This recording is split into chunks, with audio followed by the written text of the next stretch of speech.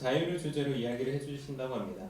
또 어떤 내용이 준비되어 있을지 무척이나 기다려집니다. 명사 안내자 박보경 씨입니다.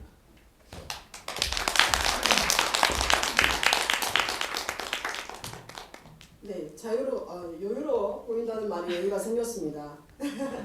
반갑습니다. 멘탈리안 헤드 가디언 박보경입니다. 저는 스스로 삶의 주인으로 살고 또 그럴 수 있는 지혜와 용기를 나누는 일을 하고 있습니다. 오늘 이 자리에서는 자유라는 주제로 저의 이야기를 하려고 합니다.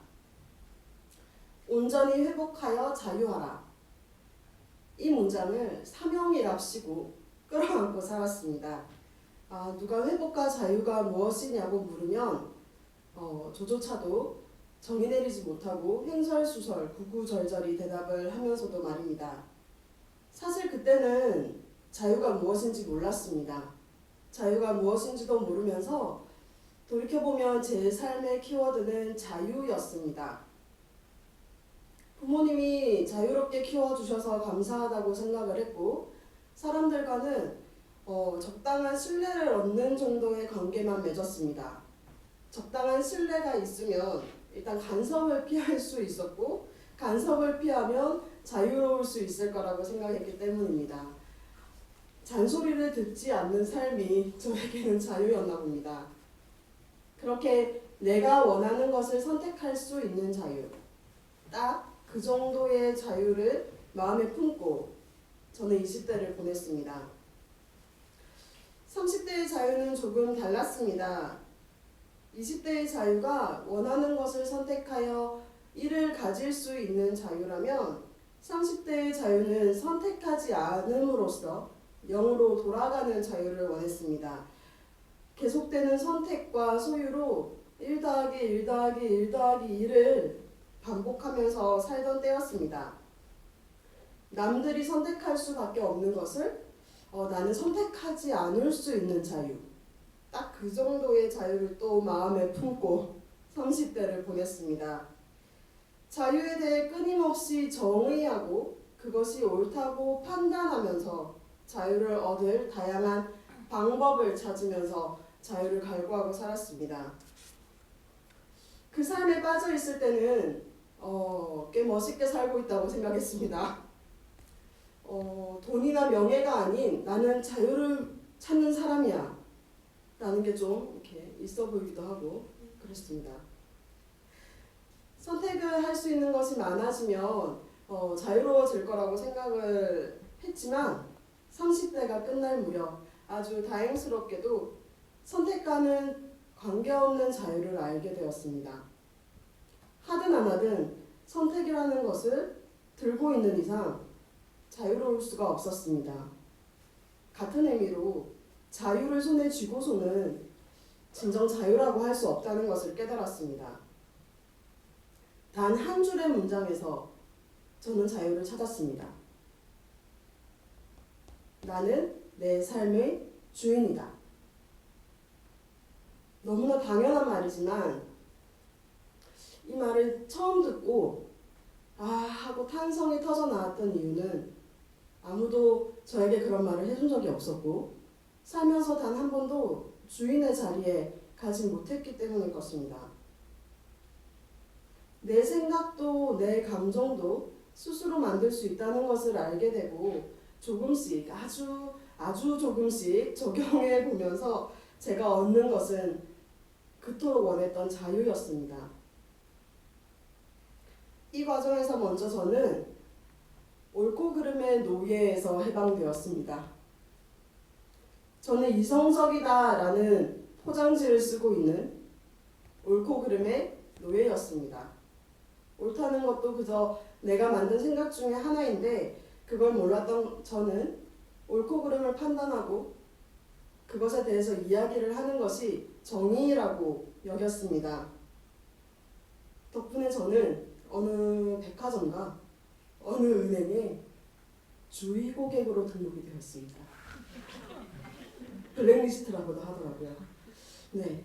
아니 그들이 실수를 했고 저는 이렇게 불편한 상황에 대해서 이렇게 좀 정확하게 이야기를 했을 뿐인데 고객 명단에 체크가 되어 있더라고요. 그 은행에 취업한 제 친구가 아니 니는 도대체 뭔 짓을 했길래 절대 실수하면 안 됨.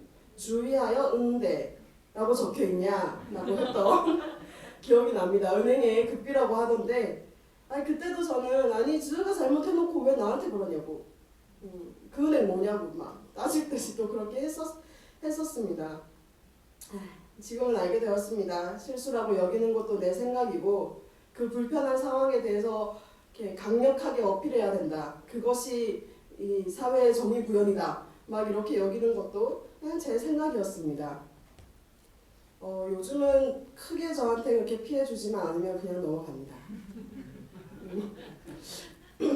근데 말을 하고 보니 그 기준 또한 또 지금의 제 생각이라 아직까지 완전히 해방되지는 못한 것 같습니다. 다음 저는 루틴에서 해방되었습니다. 이른 기상, 감사일기 쓰기, 명상, 독서, 운동도 루틴에 있긴 했지만 그건 좀 잘 못했습니다. 여튼 이렇게 나를 위해 만들어 놓은 루틴이 많았습니다. 심지어 여기 계신 분들 중에도 받아보신 분이 계실 겁니다. 감사일기 노트는 제가 정말 심혈을 기울여서 제작까지 했는데 그게 아직 한 박스가 남아있는데 쓰지도 못하고 팔지도 못하고 있는 것이 있습니다. 그렇게 규칙적인 생활과 자기개발, 한편으로는 남들에게 보여지는 나의 모습을 위해서 만들었던 그 루틴들이 스스로 만든 울타리처럼 여겨지기 시작했습니다. 그 울타리 안에서 저는 분명 성장을 하기는 했지만 그 울타리 너머의 큰 세상 그리고 울타리 너머에서도 존재할 수 있는 저의 가치는 알지 못했습니다. 내 삶의 주인이라는 것을 모르고 그저 주어진 삶을 열심히 살려고 노력하다가 내가 내 삶의 주인이다라는 것을 알고 보니 열심히라는 것도 제가 만든 기준이었고 그 루틴은 별 의미가 없었습니다. 물론 이런 기상과 감사일기 쓰기, 독서, 명상, 운동이 의미 없다는 게 아닙니다. 울타리로 삼아서 그 안에서 성장을 하긴 했지만 울타리 너머의 더 큰 세상과 내 존재가 있음을 깨닫고 나니까 별 재미는 없었습니다. 이제 저는 감사일기를 쓰지 않지만 매 순간 감사할 수 있고 가부좌를 틀고 앉아서 윗바사나를 하진 않지만 내 마음을 편하게 먹을 수 있습니다. 세 번째, 저는 잘과 피드백에서 해방되었습니다. 여기서는 이렇게 앞에 앉아 계시는 정병규 선생님과의 일화를 빼놓을 수가 없습니다. 저를 잘해서 해방시켜준 그 한마디를 선생님께서 해주셨기 때문입니다. 네가 아무리 잘해서 줘도 내 성에 안 차니까 그냥 빨리 줘. 태어나서 그런 말 처음 들어봤습니다. 아무리 열심히 해도 안 된다니 충격을 받았었는데요. 그 상황과 선생님의 말씀은 길었지만 제가 깨달은 것만 말씀을 드리자면 저는 잘하려는 사람이 아니라 잘하는 것처럼 보이고 싶은 사람이었다는 것입니다. 잘하려는 사람은 무엇인가 하고 나면 빠르게 피드백을 받고 수정을 해서 잘된 결과물을 내려고 노력을 합니다. 그런데 저는 피드백은 받기 싫고 잘한다는 말만 듣고 싶어서 좋은 말로 하면 노력이고 솔직히 시간 끌고 있었습니다. 잘하려고 잘하는 걸로 보이고 싶었던 것 같습니다. 잘이라는 게 누군가가 만들어내는 기준이라는 걸 알게 되자 남에게 보여지는 나의 모습을 신경 쓰며 살았구나라는 걸 알게 되었습니다. 그 순간 신기하게 그 시점으로부터 시간이 과거로 흘러갔습니다. 마치 인생의 주마등이 이렇게 지나가는 것처럼 잘이라는 틀에 갇혀있는 저의 모습들이 과거로 흘러가면서 보이기 시작했어요. 그렇게 계속 흘러가다가 마지막에 본 저의 모습은 8살짜리 여자아이였습니다. 부산의 한 작은 마을에서 사실 그 골목에서 똑똑이로 좀 인정을 받았었는데 그렇게 똑똑이로 뭔가 잘 보이고 싶었던 저는 15분 정도 걸리는 등굣길에 정확히 7지점이 있었어요. 7번 바닥에 책가방을 내려놓고 내가 빠뜨린 게 없는지 준비물을 다 챙겼는지 숙제를 다 했는지 확인을 하면서 등교를 했습니다. 6년 동안 그렇게 학교를 다녔습니다. 애가 얼마나 애를 쓰면서 사는지 돌이켜보니 참 짠했습니다. 그래서 그냥 애쓰면서 살았구나 고맙다라고 인사를 하고 다시 현실로 돌아온 저는 그 생각의 한꺼풀을 벗어내고 자활에서 해방되었습니다. 마지막으로 저는 많은 남자들로부터 해방되었습니다.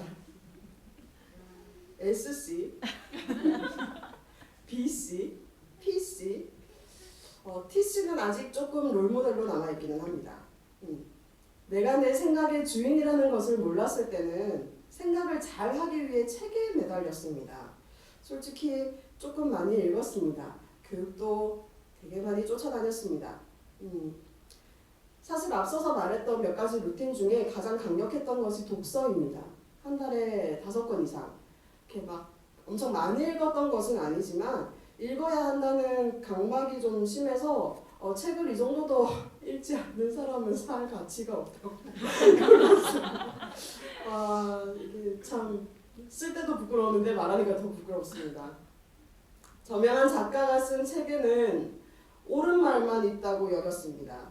그 작가의 생각을 그대로 따라가고자 노력을 했습니다. 하지만 자기계발서를 그렇게 읽어도 성공한 사람들의 생각을 그렇게 따라해도 제 삶은 변하지 않았습니다. 오히려 그렇게 책을 읽던 중에 망함을 경험했습니다.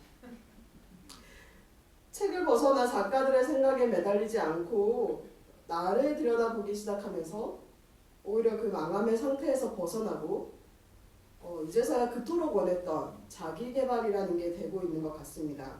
그렇게 저는 많은 남자들, 스티븐 코비, 브라이언 트레이시, 밥 프록터, 토니 로빈슨을 정리했습니다. 그리고 책과 남의 생각에서 해방되었습니다. 이렇게 살아온 시간 저의 울타리가 되었던 것들로부터 독립하고 해방이 되면서 깨달은 것이 2가지 있습니다. 첫 번째, 자유 이꼴 책임의 등식이 성립한다는 것입니다. 내가 무엇을 선택하든 책임질 수 있고 나의 오늘을 내가 책임질 수 있다면 그것이 자유임을 깨달았습니다. 그동안 저는 책임지는 저에 대한 확신이 없어서 자유를 갈구했습니다. 나를 보호하고자 옳고 그름을 판단하고 루틴을 통해 나는 바로 살아가고 있는 사람이야 라고 포장을 하고 생각 하나 저 자신에게 맡기지 못해서 책에서 찾고 의지했습니다. 하지만 생각과 마음을 내가 선택하여 만들 수 있게 되고 그것에 대해 책임지려 노력을 하다 보니 따라오는 것은 자유였습니다. 2번째, 이 생에 내가 공부해야 할 단 한 가지는 나라는 것입니다. 결국 모든 것은 내가 하는 것인데 내가 누군지는 모르고 환경과 도구에 대해서만 공부했습니다. 그 환경을 만들고 도구를 쓰는 것이 나인데 나에 대해 알지 못했고 사실 알려고도 하지 않았습니다. 그동안은 내가 사는 세상에 대해 알려고 하고 이 세상을 잘 사는 방법에 대해서 알려고 했지만 이제는 세상을 살아가는 나를 보고 나를 책임지는 방법을 배우겠습니다.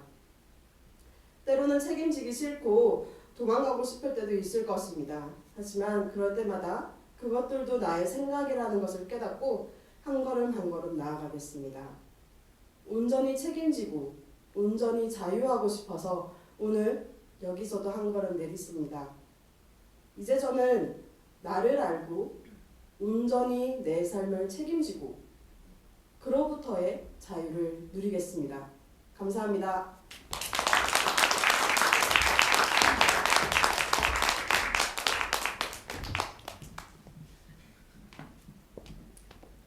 멘탈리안의 헤드 가디언 박보경 씨의 이야기를 들어보았습니다. 4명의 남자를 떠나보낸다는 말씀을 하실 때 첫 번째가 S였나요? 살짝 움찔했어요. 저는 아니죠. 개인적으로 잘 알고 있는 분이라 얼마나 그 4명의 남자들을 끼고 살았는지 누구보다 잘 알고 있는 일이